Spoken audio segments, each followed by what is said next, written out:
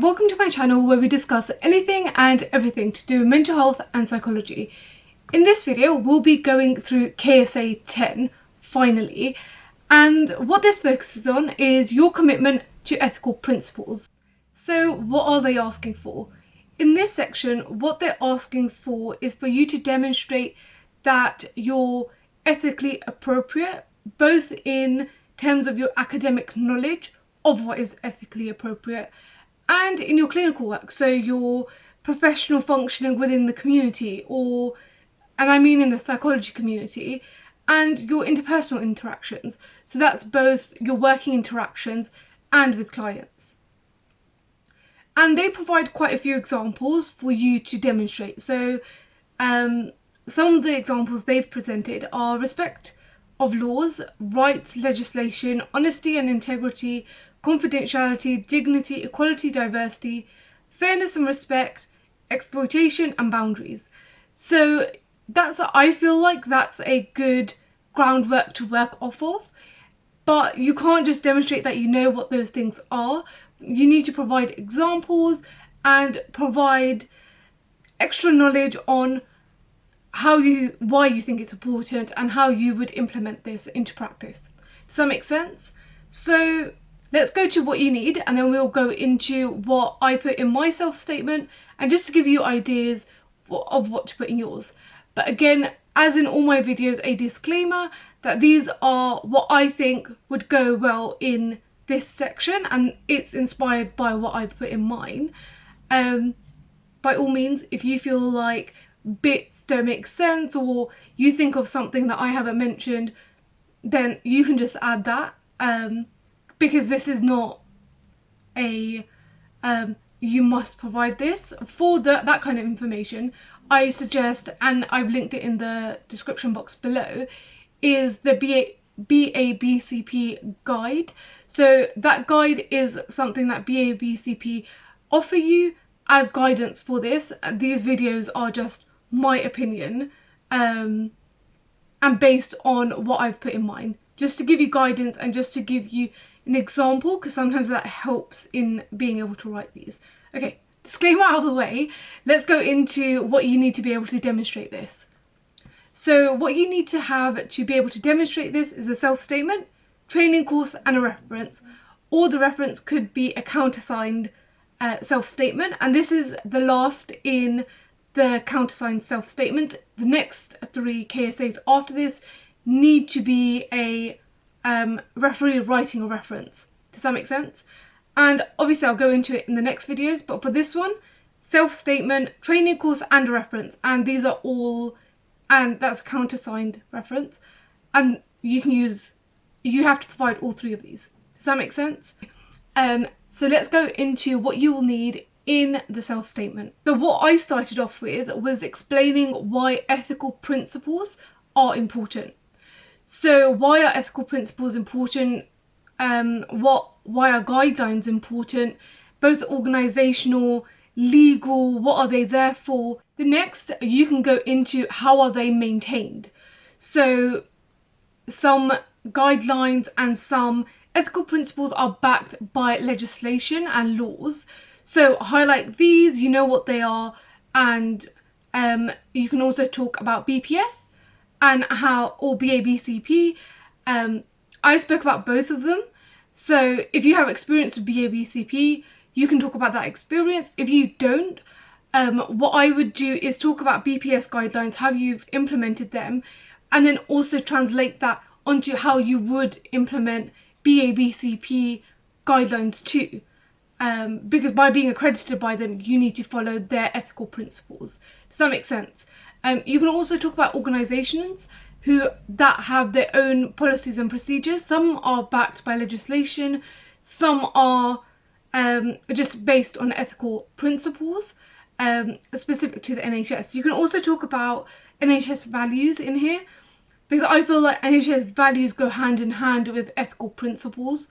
Compassion, putting patients first, providing inclusivity, things like that. So if you've worked in the NHS, provide that example, or just say if you've worked in the private sector, they also have, any healthcare organisation has ethical principles, whether it's NHS, private sector, charities, they're all guided by ethical principles.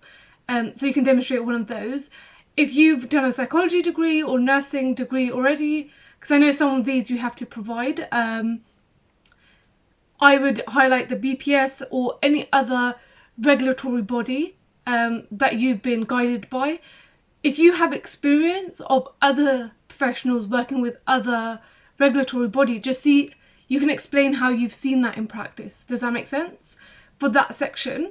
So you can also talk about ones that you haven't experienced, but just demonstrate that you have the knowledge of those. And then talk about the ones that you have experience of implementing. Does that make sense? Obviously, if anything doesn't make sense, leave it down in the comments and I'll get back to you. Also talk about how your knowledge built. So where it started from, what courses, experience and training. Then I also spoke about how different principles apply differently in different settings. But then I also spoke about how the underlying basis for ethical principles are similar across services. So once I demonstrated why ethical principles and ethical guidelines are important, I went into how they're maintained and then how my knowledge built, and then I spoke about where they're applied, so research and clinical practice, and then my experience of applying them in research and clinical practice and the overlap between the ethical principles between these two areas and the interplay between these two areas. I also spoke about confidentiality, its importance, breaching it, and how to go about breaching it, because sometimes breaching confidentiality is important, especially in safeguarding concerns. And I spoke about the importance in terms of the therapeutic relationship and how confidentiality does impact the therapeutic relationship, both in helping it to develop because people feel safe when confidentiality is there, but then also the importance of communicating the boundaries of confidentiality. So for example, in cases where you do have to breach it from the beginning, so people are aware of if they're at risk, others are at risk, or there is a safeguarding concern, that you would have to breach confidentiality. And then how you would go about repairing this. So supporting someone throughout the process if you do breach confidentiality, things like that, and what qualities are maybe important. So the ability to express empathy, the ability to breach in a way where you're still very containing and very safe. Does that make sense? And you're still considering the individual that you're trying to safeguard, or the individual that's in front of you. And including people that are outside, because if someone discloses that someone else is at risk, you also need to have that in mind. Does that make sense? But obviously this is based on your experiences, so you can talk about the wider awareness of confidentiality, the breaching, and almost like the psychology of confidentiality, so the impact psychologically that it can have. And then talk about your experiences. If you don't have experience with this, in terms of like you've never had to breach confidentiality, never had a safeguarding concern, just show that you have the skills to be able to manage it in the future. Does that make sense? So you're still saying that I have this knowledge, even if I know there's a limitation in my experiences. You can also, as part of this, say that you are aware of maybe your safeguarding policies, procedures, safeguarding lead. You know about the legal procedures or anything like that. It really depends on the examples that you're using and the experience that you have, but just talk about it even if you don't have experience in it, because you have that knowledge and awareness.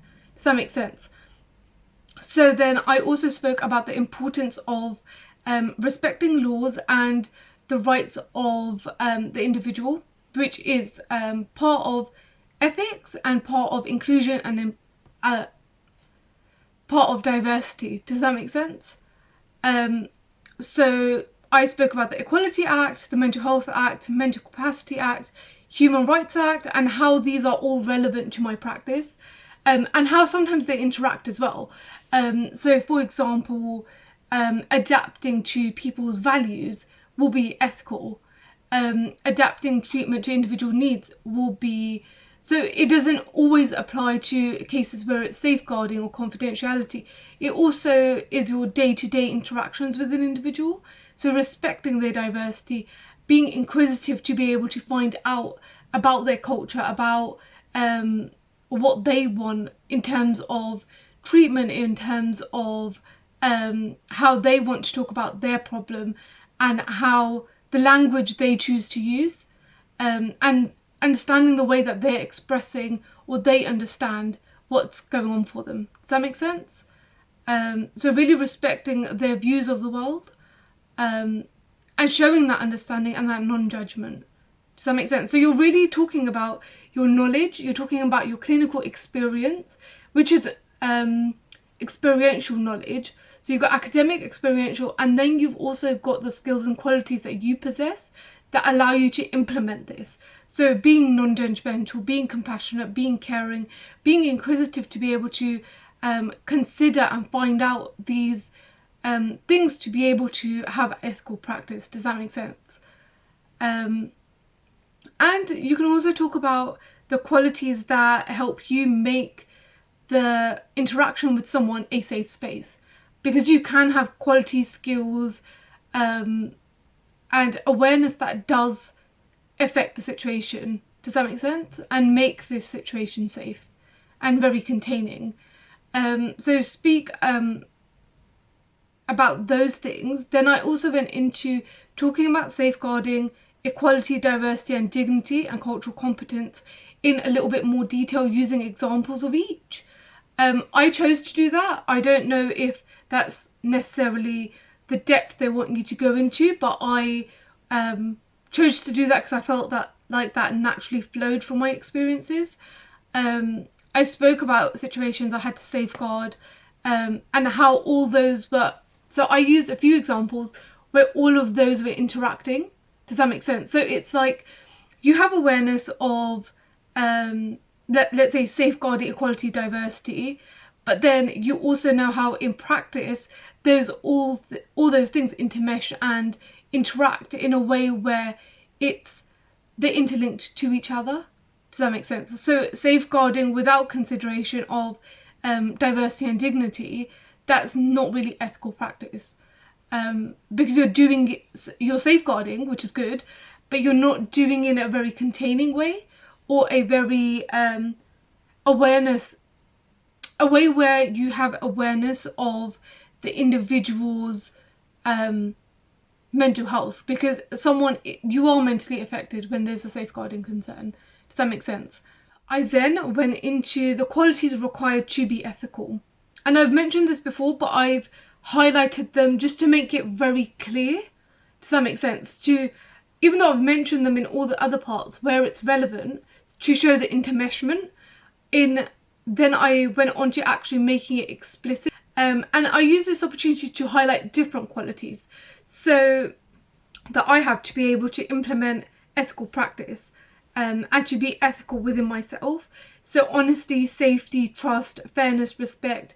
And I spoke about how these implement into working relationships and therapeutic relationships and the importance of it. For example, you need to be respectful, fair and safe even with your co-workers. So for example, in a relationship where it's supervision, you very much are vulnerable because you're talking about your limitations, you're talking about your weaknesses, and you're asking for support, and you're talking about the impact of your work on you as a professional. So it does require you to be very vulnerable.